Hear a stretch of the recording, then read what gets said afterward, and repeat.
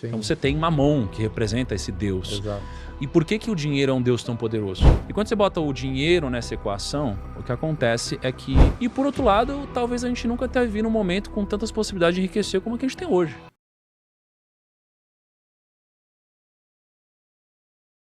Então, o que é o dinheiro para mim hoje? O dinheiro, ele é o tempo. O dinheiro é o tempo. Antigamente, o dinheiro, ele não era o tempo. Você nunca enxergava assim? Você não enxergava assim antes? Não. Antigamente, eu não tinha tempo, talvez, para enxergar de fato qual era o real valor do dinheiro. Para mim, o dinheiro era muitas coisas. Era uma mistura de problemas emocionais, brigas em família. Era uma mistura de ostentação, sonhos e prazer, muito prazer. Mas com o passar do tempo, o dinheiro ele deixou de representar tudo isso. Ele se transformou numa ferramenta que permite que eu possa fazer os projetos que eu quiser, porque agora eu tenho tempo. Quando você não tem dinheiro, você não tem tempo para as coisas. Então você acaba virando escravo da sua própria rotina e você é obrigado a fazer coisas que você não quer, que você precisa. E quando você tem dinheiro, você pode fazer o que você quer e você pode jogar o payback das suas ações lá pra frente. Então ter dinheiro permite que o payback das suas ações seja jogado lá pra frente. Bom, hein? Então o ter dinheiro te traz essa liberdade, onde você não precisa do retorno imediato das suas ações. Por isso você pode fazer de fato o que você acredita. Então, às vezes, se você for pensar no empreendedor, tem aquele empreendedor que está no meio da empresa que ele precisa vender agora, senão ele vai fechar a porta. Exato. E tem aquele que ele sabe que precisa vender, mas ele quer primeiro passar por esse processo, porque vai ser melhor para o cliente dele e para ele, para que ele de fato venda o que ele quer e não venda o que ele é obrigado, por mais que às vezes seja uma coisa que nem vai ser tão boa assim para o cliente. Sim. Porque senão ele vai fechar as portas. O dinheiro, para mim, hoje, ele representa o tempo. Só que é um tempo que é uma espécie de alquimia do tempo, onde você pode, de alguma forma, pegar esse tempo, colocar no pacotinho e passar ele adiante. Então, se você deixa uma herança para seus filhos, você acabou de dar, cara, um legado da sua vida, anos de trabalho, anos de conhecimento acumulado num pacote, você deu para ele. Então, seu filho pode pegar, rasgar isso daqui, ou ele pode viver muito mais. Porque imagina, se você deixa uma herança para um filho, com sabedoria, ele não é mais obrigado, cara, a ralar do jeito que ele ralava, sem propósito na vida dele, e abrir mão de coisas que realmente são muito importantes na vida para poder pagar as contas. Então, você acabou de dar tempo para ele, né, no final das contas. Então, o dinheiro hoje é super poderoso, ele compra a sua liberdade e, de alguma forma, se passar do ponto também te escraviza. Existe um equilíbrio interessante sobre isso, mas o dinheiro é uma das ferramentas mais poderosas do universo, com certeza, porque Deus está acima de tudo. Mas a única coisa que rivaliza com Deus, ou única não, mas talvez o que mais rivaliza com Deus na Bíblia, por exemplo, é o dinheiro. Sim. Então você tem Mamon, que representa esse Deus. Exato. E por que o dinheiro é um Deus tão poderoso? Porque o dinheiro, ele pode te dar muitas coisas que Deus também dá. Poucas coisas dão coisas que Deus também dá. O dinheiro é uma delas. Só que é claro que ele nunca vai te entregar essas coisas do jeito que Deus dá.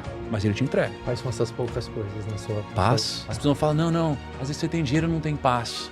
Tá bom, se você não tem dinheiro, você não tem paz.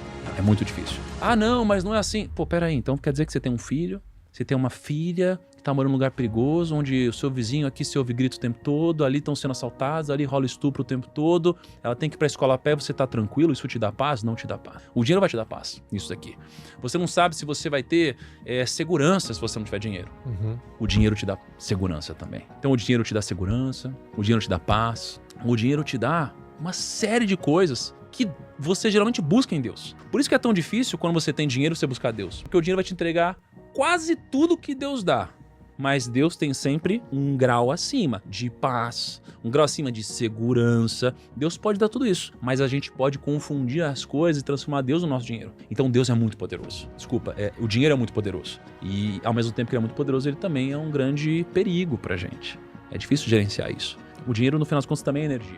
O dinheiro também é energia. Porque tem uma velha história de um rabino que ele vai subir num palco para dar uma palestra. E aí, um pouco antes de subir no palco, ele chega pro contratante e diz o seguinte: me dá $10.000 agora para eu subir no palco. Ele fala, não tem como, tá louco? Ele já acertou. Ele falou, não, mas eu quero $10.000 agora, senão eu não vou subir. Ele fala, você tá maluco? Eles se juntaram, foram lá, deram $10.000 para ele. E aí ele foi e subiu no palco e arrebentou. E o pessoal vacionou ele. Foi incrível, a melhor apresentação de todas. Ele voltou do bastidor, chegou pro contratante, o contratante elogiou, ao invés de estar bravo, falou que incrível que foi sua apresentação, impressionante. Aí ele falou, toma aqui de volta os $10.000. Ele falou, não, mas não precisa. Ele falou, não, mas toma de volta, eu combinei com você. Ele falou, mas por que você me pediu então esse dinheiro? Aí ele disse, você não tem noção da diferença que faz você subir num palco com $10 mil no bolso. Ou seja, o grau de confiança e energia que isso trouxe para ele é poderoso. Então o dinheiro ele também aumenta sua autoestima, ele aumenta sua confiança. Na escola você tem uma matéria de geografia, você tem uma matéria de matemática, você tem uma matéria de português, você tem uma matéria de filosofia, mas você não tem uma matéria sobre dinheiro. Em casa você aprende várias coisas, você aprende a se alimentar, você aprende a se comunicar, mas você não aprende também sobre dinheiro.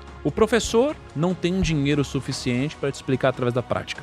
Os seus pais não têm dinheiro suficiente para te ensinar através da prática. Então ambos desconhecem da prática porque não têm as sementes necessárias para gerarem o fruto patrimônio e por isso eles não têm essa capacidade, na maioria das vezes, de te educar sobre dinheiro. Além disso, a gente vive num país e num mundo onde o que gira a economia é o consumo. Então, ao invés de nos incentivar a entender sobre isso, o incentivo é para que a gente gaste. Porque isso faz a economia girar. O gastar, o consumir, gira a economia. Tudo que é crédito na economia faz as empresas contratarem mais, montarem mais projetos, aumentar o consumo. A gente tem os países cada vez mais endividados. Então a gente tem uma economia com base no consumo desenfreado e não na poupança. Então tudo isso faz com que a gente viva num cenário onde a gente cada vez desconhece mais sobre dinheiro. Inclusive, acho que a gente vive num mundo hoje que é dito como uma democracia, né? E a democracia, ela incentiva a cultura do prazer, de alguma forma. Porque Como assim? a democracia, ela, em tese, vai ser gerida, né, através de um sistema de votos que vai elencar alguém para nos representar, mas essa pessoa que vai nos representar dificilmente vai ser a melhor.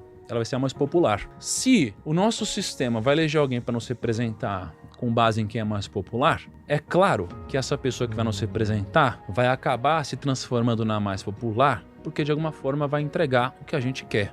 E nada na vida é baseado com verdade, né, enraizada no que a gente quer, né? A gente geralmente deveria ter uma sociedade baseada no que a gente precisa. É o sacrifício e o resultado. Então a democracia, de alguma forma, acaba invertendo um pouco dessa lógica, onde ao invés de a gente pagar um preço e receber algo, a gente quer receber algo antes de pagar o preço. E aí você começa a ter um grande sistema cheio de problemas. E quando você bota o dinheiro nessa equação, o que acontece é que não sabemos sobre dinheiro, queremos o prazer antes de conquistar, não temos a capacidade de conquistar, então a gente passa a querer nos tranquilizar através da crítica a quem conseguiu de algum jeito.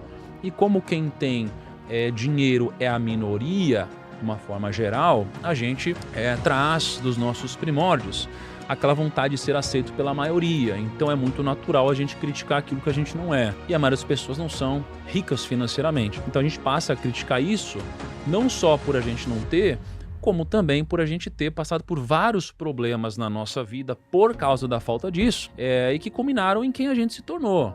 Pessoas que são escravas da nossa rotina, que acordam muito cedo, que dormem muito tarde e que, volta e meia, através das redes sociais hoje, permitem que a gente vislumbre alguém muito feliz por estar vivendo algo que a gente não consegue. Então a gente compara o nosso bastidor com o palco dos outros, tudo isso é potencializado com uma série de traumas, junto de a ausência de escolas que ensinem sobre dinheiro, famílias que também ensinem sobre dinheiro, e a gente vive um grande caos. E aí quando alguém vem falar sobre o dinheiro e diz que o dinheiro é bom e que as pessoas conseguem, através de muito trabalho, muito esforço, um pouquinho de sorte, um pouco de técnica, construir mais patrimônio, essas pessoas elas geralmente recebem pedradas, porque é como Platão diria no mito da caverna. Você está ali no escuro, você saiu, conheceu o sol, e aí, de repente, você volta para contar para os outros e ninguém quer ir ver o sol junto com você. E agora, ao invés de você ficar extremamente feliz por estar vendo o sol, você fica quase que triste e decepcionado por saber que os outros não querem conhecer o que você já conheceu. E eles começam a dizer que você é maluco, e não eles que estão lá vivendo no escuro. Então isso é um pouco do que a gente vive hoje em relação a dinheiro. E por outro lado, talvez a gente nunca tenha vivido um momento com tantas possibilidades de enriquecer como a que a gente tem hoje.